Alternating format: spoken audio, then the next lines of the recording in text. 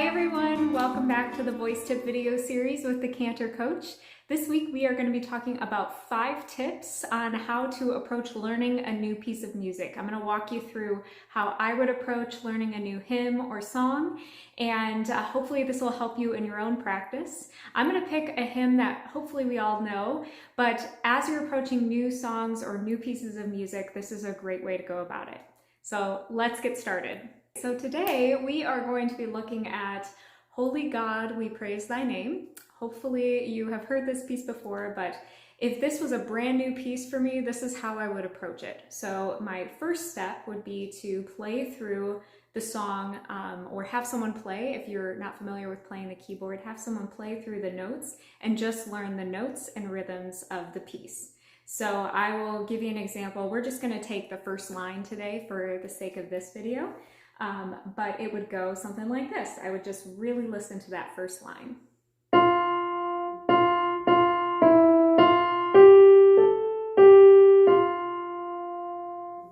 Great. So then what I would do is I would then, step 2, go through and sing through that line all on one vowel.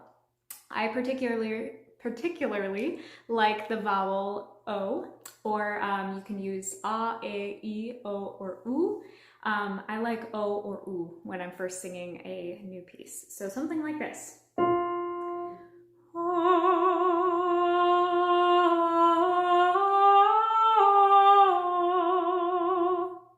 Great. So then once we learn the new line with just one vowel, I then go back and I will look at and identify each of the vowels that are in the actual words of the song, because we really want to emphasize the vowels whenever we're singing for a piece. So I want to go through, and the first line is Holy God, we praise thy name. So this is step 3, is to go through and identify and just sing the vowels of that line. So here we go. So first vowel would be an O. The second vowel would be A, E, A. So that's that diphthong. So A and then E for praise. And then thy is also a diphthong. So I kind of make a note of that. So, and then the final one is name, also a diphthong. So we're starting with 2 full vowels and then ending on 3 diphthongs. So those are the types of things that I'm thinking about as I'm going through, because as we recall, if you haven't checked out my diphthong video, you can see that link down below. But with the diphthong, we really want to emphasize that first vowel primarily, and then we add that second one at the very end. So something like this.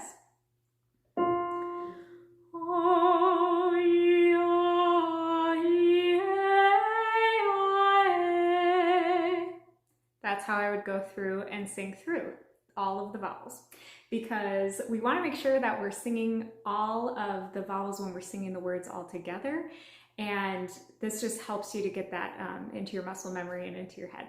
So after I do that, step number 4 is to add in those consonants. So I like to think about it like 80% vowel, 20% consonant, so something like this.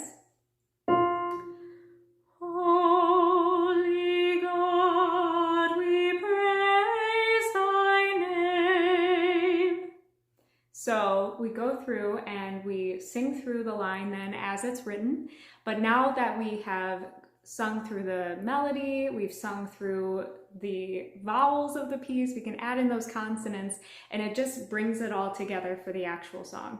I know this is a step-by-step process, but it really helps you to get that melody and the vowels and words ingrained in your head.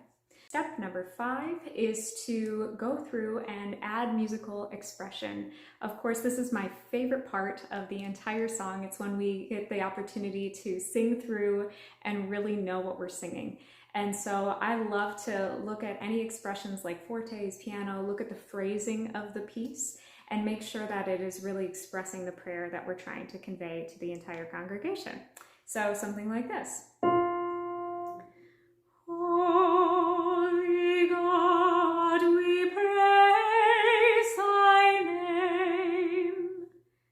And then what I would do then is take that same method and go through each of the rest of the lines of the song to learn that new piece. The 5 steps again are learn the notes by playing through them or having someone play through them with you.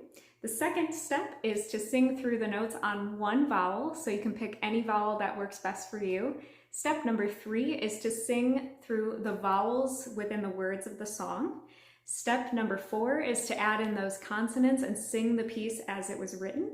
And step number 5 is to add the musical expression and the prayer behind the song. This will hopefully help you to prepare for your next new piece of music for Sunday Mass. And in the meantime, please don't forget to like and subscribe. Leave me some comments below on other pieces you'd like me to go through and help you to learn.